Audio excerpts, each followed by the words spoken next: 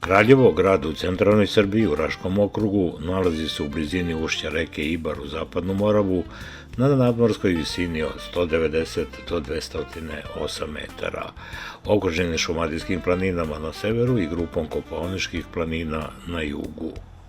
U srednjem veku, prema nekim pretpostavkama, Donji Ibar je prvobitna srpska oblast, najstarije jezgro privrednog, društvenog i političkog života kod Srba. Prva srpska država, Raška, nastala je u 11. veku, a mnogobrojni podaci govore da je oblast Kraljeva u najaktivnijem delu srpske države od 12. veka. Selo Rudopolje, od koga je nastao Karanovac, a od ovog kasnije Kraljevo, nastalo je u zadnjoj četvrti 14. veka u današnjem Sijaćem polju. Karanovac je, kao uspomenu na proglašenje Kraljevine Srbije i dolazak prvog krunisanog vladara posle Kosovske tragedije u ovu varošicu, ukazom kralja Milana Obrenovića od 19. aprila 1882. godine promenio ime u Kraljevo. Po završetku Drugog svjetskog rata, Kraljevo doživljava intenzivan privredni, kulturni i urbanistički razvoj. Danas je Kraljevo moderan grad sa velikim brojem privatnih preduzeća, izvanrednim uslovima za inostrane investicije i razvoj gotovo svih oblika turističke ponude. Kraljevo i njegova okolina svojim prirodnim i istorijskim bogatstvom, kulturno-umetničkim manifestacijama i brojnim hotelima predstavlja idealno mesto za aktivan odmor u bogatoj turističkoj ponudi.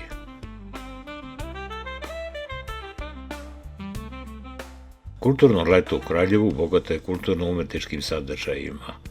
Prvog vikenda u junu na Centralnom gradskom trgu održava se festival umetnosti Maglič, na kojem se predstavlja svetska kulturna baština, a istovremeno se čuva od zaborava bogata balkanska tradicija.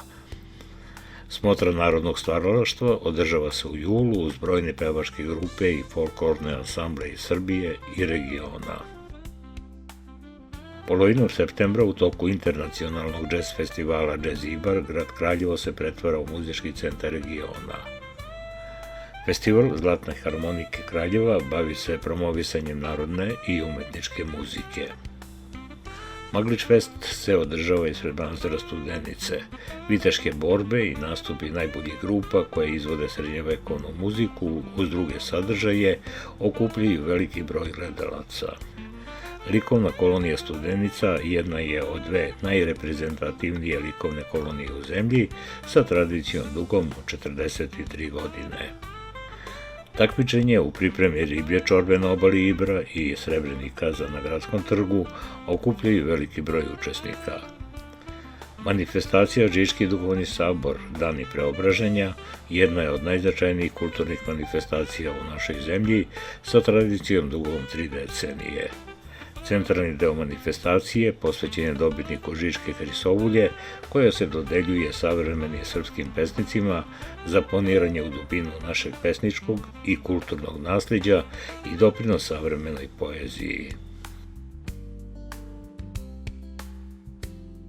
Narcicu pohode je godišnja planinarsko-rekreativna manifestacija republičkog karaktera koja se održava u maju. Veliki broj učesnika kreće organizovanim prevozom u podnožje planine Stolovi, a potom se sa meštanima i ostalim posetiocima penju do vrha Usovice, gde se susreću sa krdom poludivljih konja. Veliki izazov za brojne učesnike je učešće na veselom spustu Ibrom od srednjovekovne tvrđave Maglič do gradske plaže u Kraljevu. Maturski ples je manifestacija koja se održava na Centralnom gradskom trgu. Kraljevački maturanti iz svih srednjih škola plešu kvadril, a najčešće se sve završava narodnim kolom. Kraljevo je poznat biciklistički centar. Stalna urbana i prigradska infrastruktura obogaćena je novim biciklističkim stazama na Stolovima, Goliji, Radočelu i drugim kraljevačkim planinama. Kroz teritoriju grada Kraljeva protiče reka Ibar, koja sa svojim bukovima i brzacima, koji se često smenjuju sa mirnim tokom i virovima, idealna za rafting, kajak i kanu, kao i kajak na divljim vodama. Staza Buk Grmčić kod Ušća, gde se održavaju kajak takmičenja na divljim vodama, jedna je od najboljih u ovom delu Evrope.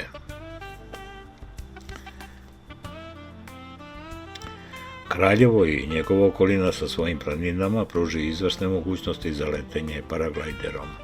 Posebni geomorfološki uslovi, kao i vrste vetrova i vazdušnih struja, omogućuju uslove za ovaj adrenalinski sport.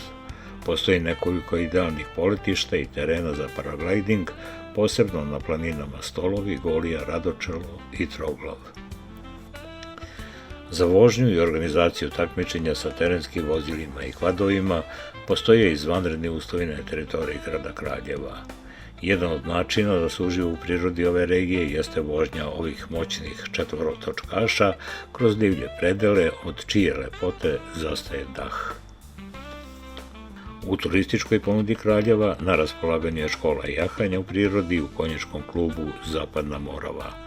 Odmoru i rehabilitaciji doprinosi i vožnja čezama ili kočijama.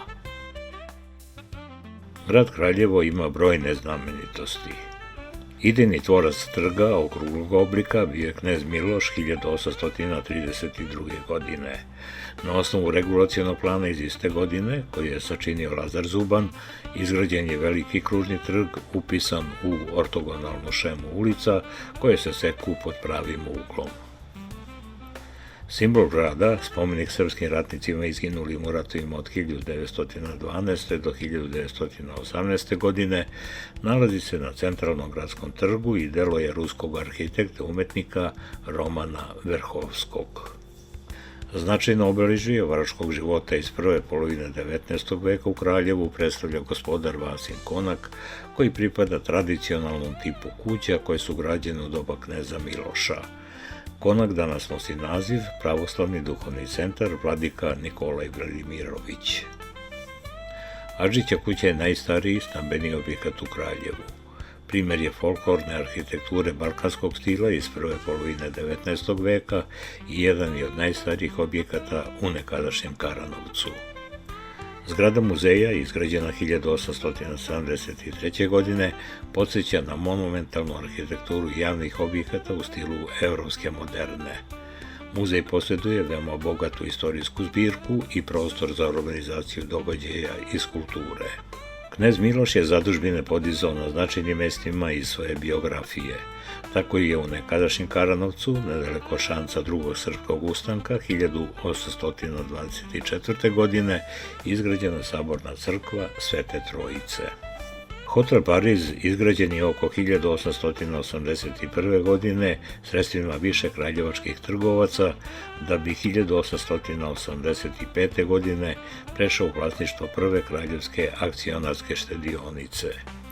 U periodu pre Drugog svjetskog rata hotel je bio stecište kulturnog i političkog života Kraljeva. Spomenik Otpora i pobede, izgrađen 1959. godine, predstavlja snažnu figuralnu kompoziciju u bronzi posvećenu žrtvama Drugog svjetskog rata. Crkva spaljivanja moštiju Svetog Save predstavlja deo Žičke eparhije Srpske pravoslavne crkve i nalazi se u parku u Dositejevoj ulici.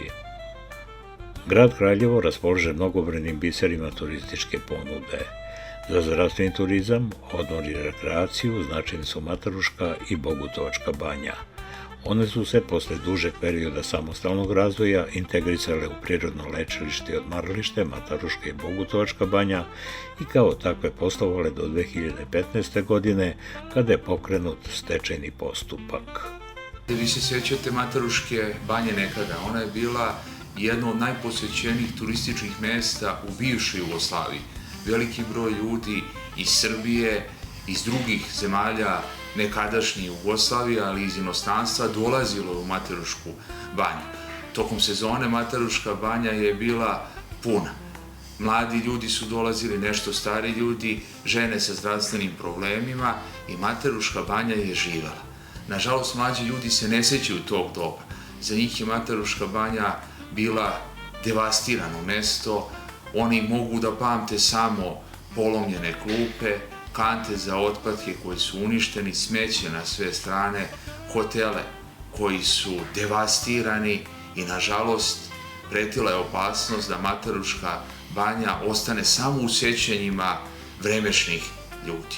Posle nekoliko pokušaja privatizacije 2021. godine ovo prirodno lečilište i odmaralište promenilo je vlasnika.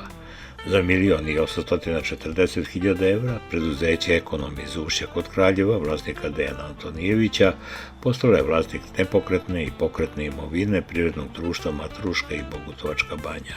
Dug period stečaja je narušio objekte gdje je devastirana i još više propala zato što objekti nisu korišteni. Od svega toga jedino što je korišteno to je staro kupatilo u Bogutovačkoj banji. Tako da sama rekonstrukcija je išla tim nekim, da kažemo, prioritetom, a to je znači restoran Kapica, a zatim hotel Mineral u Bogutovačkoj banji. Završenom rekonstrukcijom hotela Mineral u Bogutovačkoj banji sagradili smo i spa centar i bazen gdje i sami vidite da imamo puno gostiju i da su gosti jako zadovoljni na sve to. Hotel Termal je građevinski objekat koji je po svom samom dizajnu jako lep i to je objekat koji je oko 8.000 kvadrata koji krasi ne samo Matarušku banju, već i Kraljevo grad. Rekonstrukciju smo krenuli pre par meseci. Objekat je jako zahtevan. Očekujemo u narednih 1,5 dana da kompletan hotel Termal završimo. Samim tim će i sama Mataruška banja biti nešto što će svi poželiti da dođu. Nakon prodaje, lokalna samouprava grada donala je stratešku odluku za razvoj banjskog turizma na području grada Kraljeva. Urađen je projekat za revitalizaciju vodosnabdevanja, parkovskog mobilijara i dečijeg igrališta, sa kojim je grad Kraljevo učestvovao na konkursu Evropske unije za sufinansiranje projekata. Delegacija Evropske unije, koju je predvodio Emanuel Giofre, ambasador Evropske unije u Srbiji, i predstavnici vlade Republike Srbije posetili su Matarušku banju i upoznali se sa projektom. Tom prilikom gradonačelniku grada Kraljeva, Predragu Terziću, uručena je donacija EU Pro Plus programa za realizaciju projekta vrednosti 360.535 evra. Pored ovog, još 19 projekata lokalnih samouprava dobilo je podršku Evropske unije od 5 miliona evra, obezbeđenih preko EU Pro Plus programa za unapređenje poslovne infrastrukture, uslova za nove investicije i nova radna mesta. It is a honor for me to be today in Kraljevo, a city that showcases the strength of the European Union-Serbia collaboration, particularly in economic development, tourism and infrastructure. Our common efforts, notably through the EU Pro Plus program, and here I would like also to thank our partners from UNOPS that have been a faithful and loyal and effective contributor to the effectiveness of this program. Through EU Pro Plus program, but also many other programs that we've been able to bring tangible benefits to the region and to the citizens of this region. Kraljevo implementation of over 20 projects, as the mayor was referring to in the last 5 years, signifies our joint commitment to sustainable growth. The European Union focus on infrastructure, including the revitalization of the Mataruška spa that we just visited today, with an investment of 620,000 euros, highlights our common dedication to creating a conducive environment for economic prosperity and investment in Serbia, where private investment can step in and actually make a difference. Da svi zajedno shvatamo, svi mi gradonačelnici i predsjednici opština, da naš razvoj, naš trud i rad prati i Evropska unija koja želi da pomogne da realizujemo one projekte koji su od značaja za sve naše sugrađane. Na tom putu zajednički radimo Evropska unija, Ministarstvo za evropske integracije i država Srbija, mi gradonačelnici i predsjednici opština, ali veliki broj onih ljudi koji nisu u prvom planu. Onih ljudi koji zajedno sa nama pripremaju projekte, koji rade na njima, kao i građani. Jer građani su ti koji treba nama da prenesu koji su njihovi problemi, koji su njihovi zahtevi. Naši projektni centri i razvojne agencije ih pripremaju i na kraju Mi to zajedno sa Ministarstvom za evropske integracije predlažemo Evropskoj uniji, koja je uvek bila tu za nas, da nam pomogne u realizaciji tih projekata. Šta fondovi Evropske unije zapravo znače za nas? Videli smo i oni su ovih dana bili tema. Činjenica da danas 20 sertifikata o projektima će biti uručeni za 20 opština u Srbiji govore da su ti projekti u neprestanom razvoju, da govorimo o sve većem i većem broju, o sve kvalitetnijim projektima i projektima koji zapravo odgovaraju na potrebe građana, svih nas. Mi smo pre svega građani ove države, a onda imamo nekakve funkcije i to kada imamo funkcije nas obavezuje da svima ostalima građanima ove države zapravo pomognemo da mnogo bolje, sigurnije i zadovoljnije žive u Srbiji 21. veka. Činjenica je da Mataruška banja raspolaže značajnim kapacitetima za razvoj turizma i da iste treba staviti u funkciju, tako da na ovaj način uz podršku Evropske unije, a u saradnji sa privatnim sektorom na teritoriji naše opštine smo došli do mogućnosti da obnovimo i revitalizujemo ovu našu kraljevačku lepoticu. Grad Kraljevo učestvovao je u realizaciji ovog projekta sa 67.664 evra. Dodeljena sredstva omogućila su izgradnju nove vodovodne mreže u dužini od 5145 metara, opremanje parkovskog mobilijara sa 80 novih klupa i 40 korpi za otpadke, kao i izgradnju i opremanje dečijeg igrališta. Zahvaljujući donaciji Evropske unije i učešću grada Kraljeva u sufinansiranju projekta, otvaraju se nove mogućnosti za bolju turističku ponudu ove banje. Maglič, srednjovekovni zamak u Ibarskoj klisuri, nalazi se 20 km južno od Kraljeva. Ne zna se kada je Maglič podignut, ali se smatra da ga je najverovatnije podigao Uroš I posle mongolskih prodora da bi sprečio novi prodor kroz Ibarsku klisuru, odnosno da bi zaštitio prilaz svoje zadužbine Sopoćanima i Nemanjinoj Studenici sa te strane. Druga pretpostavka je da ga je početkom 13. veka podigao Urošev otac Stefan Prvovenčani da bi zaštitio svoje zadužbine Žiču i Studenicu. Manastir Studenica je muški manastir Srpske pravoslavne crkve koji pripada Žičkoj eparhiji. Osnovao ga je 1186. godine srpski župan Stefan Nemanja. Na mesto igumana 1206. godine dolazi princ Rastko, u monaštvu prvi arhijepiskop srpski Sveti Sava i pod njegovim starateljstvom Studenica postaje kulturno, umetničko, bolničko i duhovno središte srpske države. Manastir je poznat po svojoj zbirci fresaka iz 13. i 14. veka, od kojih je najveće dostignuće umetnosti srednjeg veka freska Raspeće Hristovo iz 1207. godine. Žiča, srpski srednjovekovni manastir iz prve polovine 13. veka, nalazi se u neposrednoj blizini Kraljeva i pripada eparhiji Žičkoj Srpske pravoslavne crkve. Žiču je podigao prvi kralj Srbije iz dinastije Nemanjića, Stefan Nemanjić, u periodu između 1206. i 1221. godine. Izuzetno značajnu ulogu u podizanju manastira ima je i njegov brat Sveti Sava. Nakon sticanja crkvene samostalnosti 1219. godine u Žiči je smešteno sedište autokefalne srpske arhijepiskopije. Tokom srednjeg veka u Žiči su ustoličavani episkopi i krunisani kraljevi iz dinastije Nemanjića, zbog čega je poznata i kao Sedmovrata. Manastir Žiče 1979. godine proglašen za spomenik kulture od izuzetnog značaja i nalazi se pod zaštitom Republike Srbije. Za pravi odmor od urbanog načina života turistima je na raspolaganju novi vid turističke ponude koja je još u razvoju, seoski turizam.